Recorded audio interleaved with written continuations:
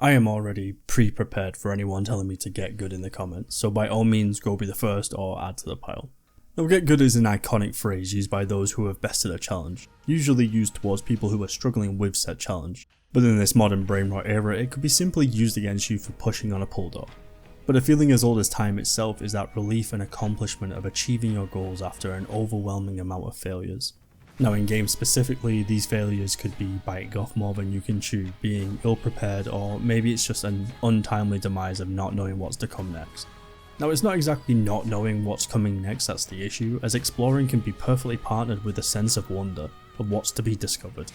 It's more when you're punished from a blind spot that leads to an immediate death, like being knocked off a ledge. While the attack doesn't do much in terms of damage, the staggering knockback leads to gravity dishing out the real punishment. Cheap deaths have been a thing for a long time, since the old days, and even more so now. Which just left me thinking, are Souls-like games actually good? Now after thinking about that for a moment of time, the real question isn't are Souls-likes good, but more so with how difficult these games are, why does Souls-like have such cheap deaths?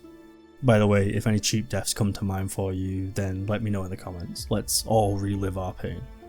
These games for some reason have this cheapness about them in terms of hitting you with an instant death. Slight annoyances on the first or second time around that force these runbacks to where you died. I respect Elden Ring so much for doing away with the runback. Spawning you outside the fog wall to get right back into the boss fight was a stellar choice. I can't really see a negative in it myself. Maybe some elitist is screeching into the void about how it's a rite of passage to endure the runback. But there are still games that do that, so calm down. But back to the main point, after so many of these inconvenient setbacks, these annoyances, to me at least, become detrimental to the game itself. I understand having these in place to give a sense of unease when approaching unfamiliar locations, but when they're scattered in 6 out of 10 corners, it just feels like that unease isn't being done for the right reasons. I want to be terrified to walk into a new location because of new enemies and bosses. Something that's going to push my skill to their limits, punish my shortcomings, and encourage me to improve to better handle myself. Not face the same monk enemy from early game with an overhead slam through a wall that knocks me off a ledge to my death. So what's the reason? Why include these cheap tactics? These cheap deaths to me feel like they're a product of one of 3 reasons. 1, to cause irritation in players that will lead to careless rushing and continuous punishment. 2 is the devs just giving you the middle finger, and 3 is to pad out the game. 1 and 3 kind of go hand in hand. So this kind of confuses me, as game devs work extremely hard on these games to bring us beautiful stories in worlds that carry so much wonder. And for some reason it became the norm to add these weird experiences into the game that punish you with each new trap before you learn from it. It's an ambush, it's a trap, it's meant to be a surprise, I get this. I just think it's tedious to play around. I always wondered why am I being instantly killed off because of this new method that's been added into the game. You basically learn that these things exist by suffering firsthand to them as well. This can filter out players and player retention can drop off because of cheap nonsense. Game devs seem so invested in this tactic that kind of ruins these segments of the game. I think I'm so passionate about this with Wu Chang because this is the first game where I kind of just didn't want to continue playing. I didn't want to get back into it. The creative design and challenging bosses that are in this game had me so excited to jump in. So it kind of sucks that the derpy drops and foul placed enemies is what's the hardest challenge to get over for me. Now it would be ridiculous to say anything that I have without giving examples, which I have a few of. There are these towers you need to climb to clear the feathering corruption, and atop one of them was an enemy who would just knock me off the edge. It's close quarter combat with little wiggle room I found, and this was just a pain as the runback had you run to a ladder, scale the building again, and if you got to the top and things didn't go well, you were doing it all over again. So, future me here. When I was going through the cave in the tree area, I kind of realised that it seems void of as many enemies as I remember. Now I don't know if I had kited some into the tunnels with me or if they've patched them out, but yeah, it seems much easier. Plus all the footage now is from like the day of like me recording this. In another area I found myself inside a cave / tree, and as I was making my way through I was avoiding enemies as my resources were low. And I dashed through some pots to avoid an attack and broke apart and got hit with blight. Like blight areas are in all games like this, but this was when I started to realise something about my time with Wu Chang. But I'll get to that in a bit. I'm only mentioning this one because something similar happened in Bloodborne, but as you climb around the branches of a tree, a log trap swings down and barrels towards you, knocking you off the ledge. I found this hilarious, but I was showing a friend the game and I think that's why I wasn't too bothered by this.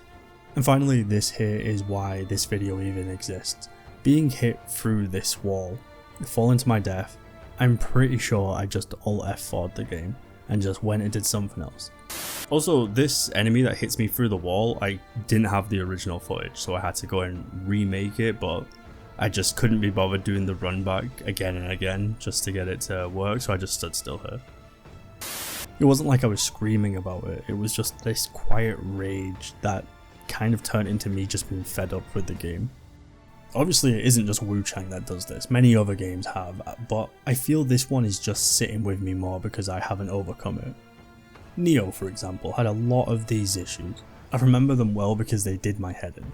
Spiders would drop onto you and take a disgusting amount of your health if they didn't outright kill you. These bats, they did hardly any damage but flew out of a cave and staggered you off a ledge. This one run back to a boss, which was a headache in itself, had you running in the night and I slipped between these little cracks in the path into some water. When you know it's there, then sure, you can miss it, but after some BS boss fight, this run back just killed the enjoyment I was having with this game. The only one that I feel contextually makes sense is this roof trap, as it at least somewhat displays that something's a bit off here, but if you run in and don't instantly step on and off the spot, you get crushed.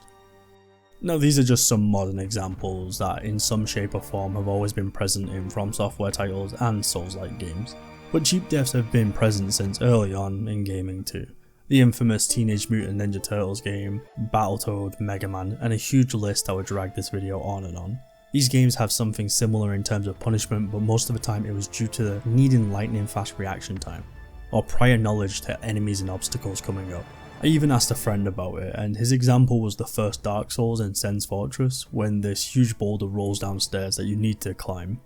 I understand this as with no prior knowledge of it, you're basically being killed off for trying to ascend these stairs, until you either get lucky or get the timing down.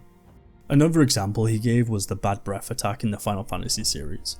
And without having much depth in the Final Fantasy franchise, I had to Google it to understand, and saw that this inflicts multiple negative ailments that basically makes it impossible to fight back. While this wasn't where my head was at in the idea of cheap deaths, this sounds equally as annoying to have no idea about until it's too late. I hope you can see where I'm coming from, as the choice to add this stuff in always feels like padding out a game's runtime. And for me, this just caused irritation and me not to bother with continuing it anymore, which is a very new thing for me. I normally crack on with it and bash my head against the wall till I'm past it. This all started off because I felt Wuchang Fallen Feathers just had way too much BS in it. I really like the combat system, and I feel like the bosses are an incredible challenge that would have me in awe as I studied their patterns, learned the best way to dodge or counter before ultimately beating them. It didn't need these overused gimmicks of plunging the player to their death. Every time I look at this game, I either get excited about playing it before remembering why I keep bouncing off it, or I just kind of look at it and realise I can't be bothered with it. Each instance that made me annoyed or frustrated didn't carry enough weight alone to bring me to this realisation, but together they did. It's not the game's fault. It's continuing the tried and true path towards making a Souls-like, with difficult boss fights, hazardous areas, and sneaky little gremlins hiding in corners. Genuinely, all this did was make me realise that I just don't have an interest in this kind of game anymore. Or maybe deep down I'm just not cut out for it. Just to be clear, this isn't me saying these kind of games are bad either. Far from it really. I and so many others have loved and enjoyed a bunch of games published by From Software and by those they inspired. Me missing out on the conversation about these games moving forward doesn't really bug me either, as I've clearly just outgrown the interest. I'll finish Wuchang Fallen Feathers one day, and like the other Souls-like I have in my backlog, I think I'll likely just roll credits and be done. I bought them after all, so I should finish them. Thank you for listening. Coming to terms with the idea that this genre of games isn't for me anymore has likely been knocking about my head for a while, and all it took was one guy hitting me through a wall to my death to make me actively face that realisation.